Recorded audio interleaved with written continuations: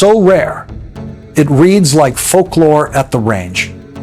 A semi-automatic chambered for .22 Magnum is a unicorn, and that scarcity shapes the whole conversation.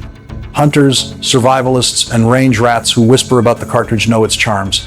Light recoil, rimfire economics, and a surprising punch when the hand load and platform line up.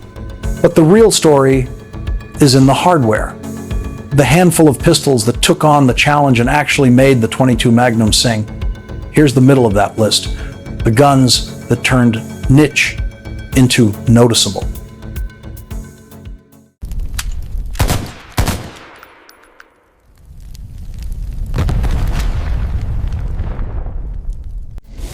Number 5, Rock Island Armory XT. Don't sleep on this one. Out of a company known for budget-friendly 1911 style pistols comes a surprisingly competent .22 Magnum performer. The XT borrows the silhouette and feel of a classic pistol, but then flips the script with a top-eject system reminiscent of the Beretta 9.2 and a two-piece barrel that controls recoil in a way rimfire designs rarely achieve. It's not just nostalgia dressed up, it's practical engineering that makes follow-up shots cleaner and the pistol easier to shoot fast. The basic model ships with a 5-inch barrel, a total length just over 21.7 centimeters, and a weight of 1.13 kilograms. Magazine capacity is 14 rounds. Street price? About $599, suggested affordable for the caliber, and precise enough to make it more than a range toy. The XT's Pro model, with a flat-top slide and a full-length Picatinny rail, reads like a competition-ready build, sport-oriented ergonomics, accessory space, and the kind of balance you want when you're running extended strings. Number 4, Keltech PMR30. Think of it as the radical in the parking lot that turned heads and then turned a lot of skeptics into owners. Roughly 10 years ago, Keltech dropped a futuristic ultralight .22 Magnum pistol that nobody had expected.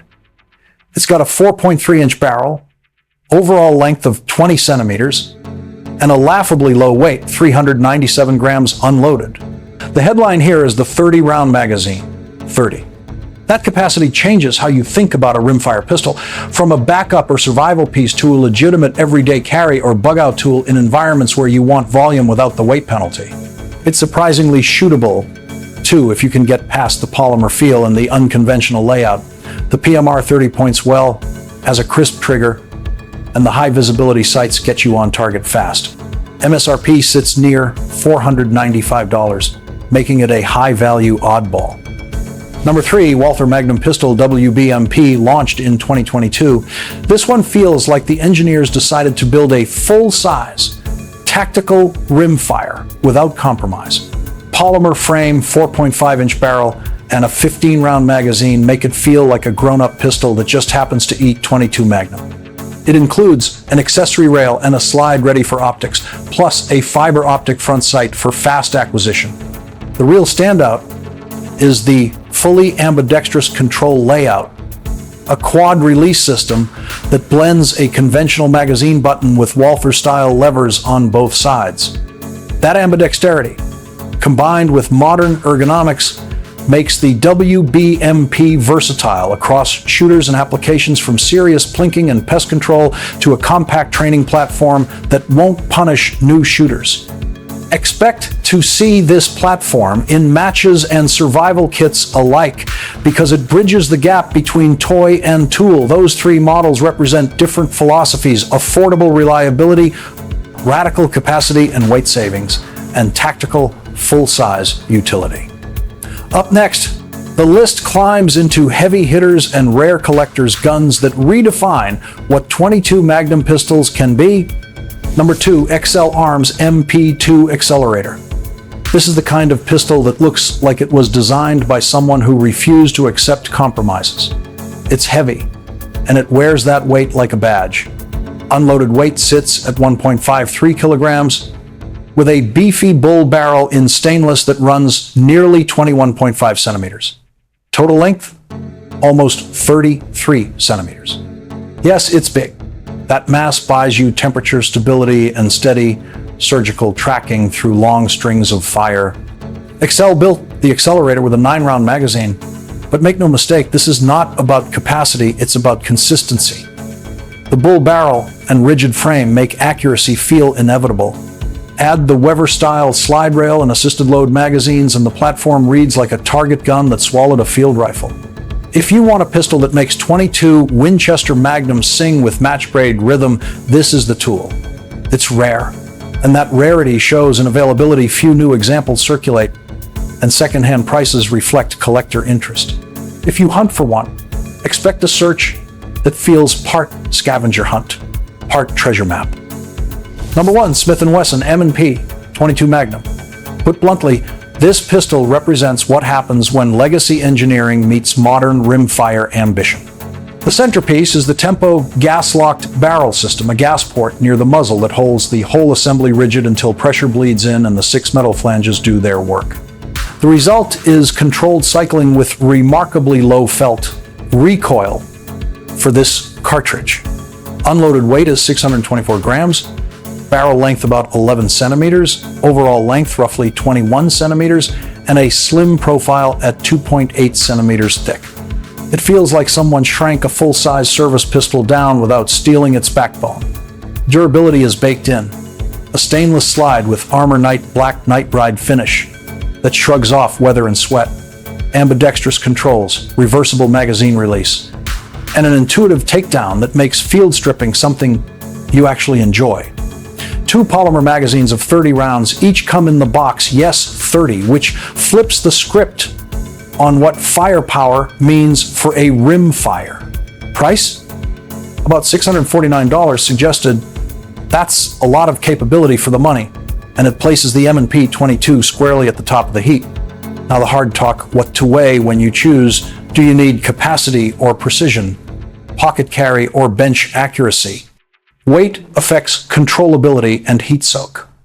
Barrel profile dictates how the gun behaves after 10, 20, even 100 rounds. Magazine availability matters. 22 Magnum magazines are not universal, and a dead supply chain turns a shiny pistol into a paperweight. Ammunition selection is also huge.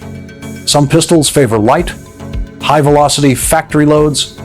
Others love carefully tuned hand loads. Don't assume interchangeability. So which path do you take?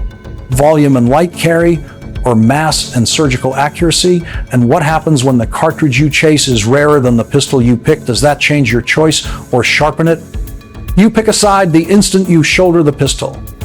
You feel it before you think it, the way the slide waits out and returns, the whisper of the feed lips, the way the grip locks into your hand. Choose volume and you carry a 30-round mindset. More misses tolerated, more targets engaged, a comfort in suppressing failure with numbers. Choose mass and you're betting on precision. Every round deliberate, every sight picture sacred, every follow-up a practiced ritual. That choice shapes your training, your ammo purchases, even how you think about a bad night at the range. Here's the blunt truth most content creators dodge. 22 Magnum is a specialist's cartridge. It doesn't replace service calibers. It complements them. It teaches recoil management because its impulse is weird, lighter than typical centerfire but meaner than standard rimfire.